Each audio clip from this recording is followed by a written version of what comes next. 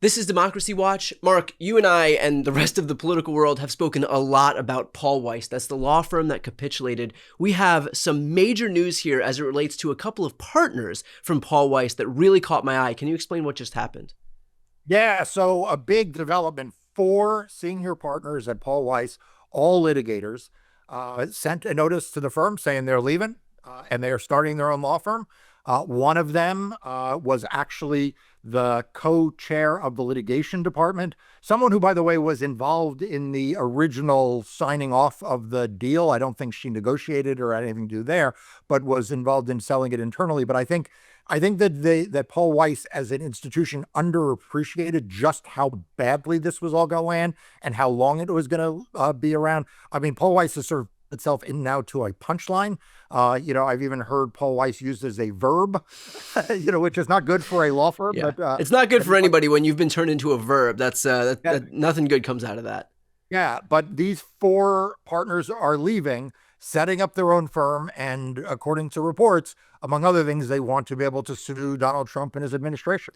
And so what does this do in terms of the reputation of Paul Weiss itself? I mean, I'm not, in the legal world. Does a firm come back from this? And Paul Weiss, if I'm not mistaken, was known for actually being pretty liberal, if I'm not mistaken. And so does that reputation get shed immediately? So this is, I think, part of why this is harming Paul Weiss so much. In some respects, Brian, this is not unlike what the Washington Post went through, Right. which is that, here was a publication that said, democracy dies in darkness and had built a bit of a reputation as sort of pro-democracy. And then, of course, it does all the terrible things that it did under the direction, or at least to try to please its owner. And Paul Weiss is kind of like in that same thing, which is that if you had asked anyone, a year ago, what is the most liberal law firm in New York of all the big law firms, they would have said Paul Weiss.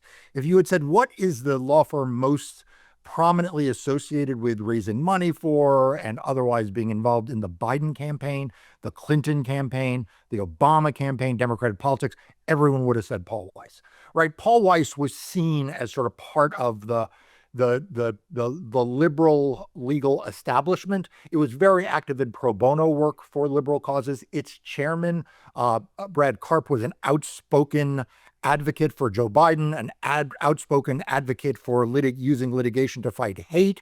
The law firm brought litigation against the right-wing hate groups in Charlottesville. And so that's the reputation. And then, like the Washington Post, what happens is when you then pivot to a more Trump-friendly posture, like you are kind of neither fish nor fowl, right? The conservatives still don't accept you Right. because you're not, and you have lost all credibility with your natural supporters. So that is, I think, what has happened to Paul Weiss in kind of the larger culture sphere. What's interesting about these four partners who are leaving is these are among the partners who have been involved in representing some of the largest corporate litigation matters that law firm has had. They represented Google, for example, in the most recent antitrust case. So there will be economic consequences to Paul Weiss from these departures. I'm not saying it's going to crater the firm, but it is a big blow to the image of the firm, and I think really importantly, a big blow to the proposition that Paul Weiss and the other law firms were selling, which is, oh, this may be a bit odious, but it's good for business. Right. It doesn't right now look like this was very good for Paul Weiss's business. And that's what I want to dig into, because this whole thing was done in service of, okay, what's the path of least resistance? What can we do that's going to make things hurt the least? But in fact, by virtue of them doing this, yes, they might have, staved off some momentary pain by the Trump administration, pain that, by the way, likely would have been blocked in the courts.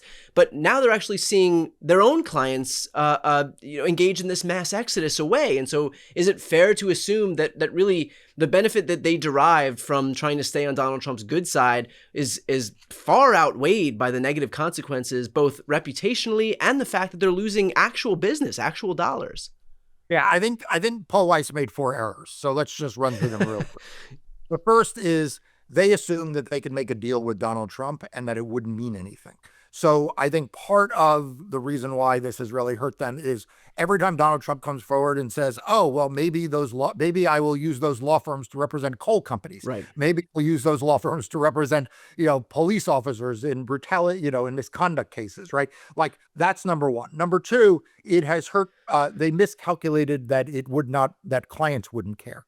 And we have seen instances now of some clients, not necessarily directly with Paul Weiss, but at least in one instance, it appears a client left another one of the big firms and went to one of the firms that was fighting instead. Number three, I think they thought it wouldn't affect personnel, and that's why this is such a big deal. This is a big deal because these are big partners, very important partners in Paul Weiss.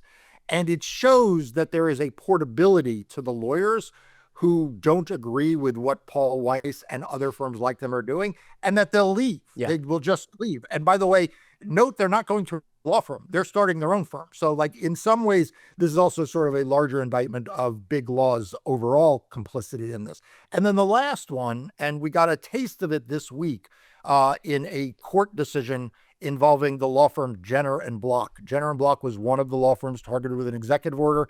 It fought back and it won. And it just received a final injunction blocking the Trump executive order permanently. And in that order, you would at this point come to expect the judge takes a shot at Paul Weiss. Right. The judge not only rules in favor of Jenner and says that Jenner, was wronged by the Trump administration, but actually points out the capitulation by Paul Weiss, points out, the deal they made, and actually quotes some of the terms that Donald Trump has laid out. And so Paul Weiss is also losing with the very judges and the judiciary. We've now had a series of judges in cases involving other law firms call out Paul Weiss. Well, I mean, if you're a client, the whole theory Paul Weiss had was if you're a client, you want to hire a law firm that's not going to be on the bad side of the administration. Well, I'll tell you what, if you're hiring a law firm, you don't want to be on the wrong side of judges. Yeah. Except the judges are expressing real apprehension about what the Paul Weisses of the world have done. That seems to me to be a even more long-lasting problem that law firm may wind up having. Well, as it relates to that Jenner case, I mean, that is the whole basis of what Trump was trying to do. So if Trump's whole bending these law firms over the barrel to try to get what he wants, to try to extract something from them, if that was inherently illegal and doesn't stand up to legal muster, then what is Paul Weiss left with? That they won't be on the receiving end of some mean tweets by Trump? Like if the things that he used to extort the law firms isn't going to stand by virtue of the rulings in these cases, then like what did Paul Weiss get out of all of this? Yeah, I think what it got was a sullied reputation. And what most people who think they can make a deal with Donald Trump is. Right, which is at the end of the day just thrown under the bus. It just never, I mean, the extent to which it never works out for the other person in this transactional relationship cannot be overstated. Yeah, but what we continue to see, and which just I marvel at, these billionaire businessmen are supposed to be super smart and savvy. And yet look at Tim Cook and Apple. The guy gave $1 million to Donald Trump, and Donald Trump is now targeting Apple. Right. Okay. The law firm supposed to be super smart. I mean, they're the ones who the billionaires go to for savvy negotiations. And look at what these law firms have done. I mean, who the hell wants to hire a law firm that this is their negotiating strategy? If this is how they come out, and so you're just kind of left scratching your head, Brian. How is it that so many people who are supposed to be really smart think they're the ones who can make a deal with Donald Trump and come out smelling like a rose? Right. You and I have spoken about this at length, and so I'm curious from your vantage, how important is it for folks to continue talking about not just Paul Weiss specifically, but what Paul Weiss represents, which is this idea of capitulation to Trump. How important is it to continue to talk about this stuff as a way to disincentivize other people, whether it's, lawyers, whether it's tech billionaires, whether it's media outlets, whoever it may be, so that they don't follow in the same footsteps and give Donald Trump more power by virtue of capitulating to him? Yeah, I think it's vital. I mean, look, I had a lot of friends who were at Paul Weiss. I have some friends who still are at Paul Weiss. And I shake my head. I mean, I don't know what the hell they're still doing there. Anyone with dignity and self-respect should be leaving that firm, or any of the others that are capitulating. But it is important to continue to point out what that law firm in particular did, because it was the first.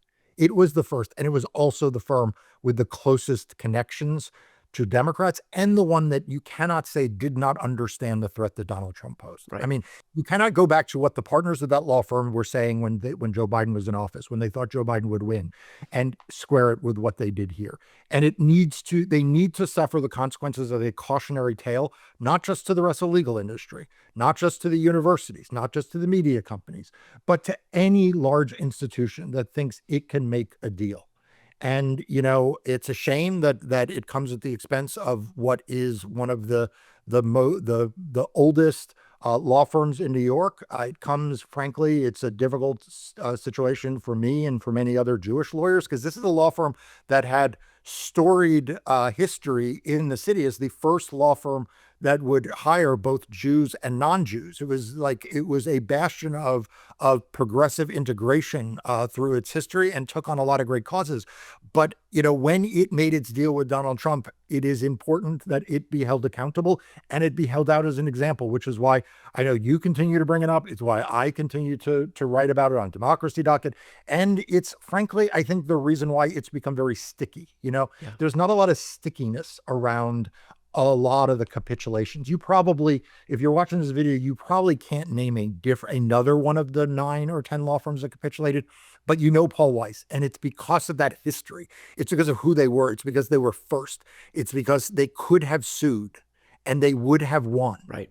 That they are getting all of the negative publicity they are. Right. And look, you have been a leader in terms of not just talking about this and pushing back publicly, but with what you're doing with your team and your firm in terms of standing up to this administration and not even, venturing into the ballpark of capitulation. I think that is so important, especially in light of what we're seeing right now. So one small step that we can all take, everybody watching, is to help elevate Mark's voice, elevate his team's voice by subscribing to their YouTube channel, Democracy Docket. I'll put the link right here on the screen and also in the post description of this video. I'm Brian Tyler Cohen. I'm Mark Elias. This is Democracy Watch.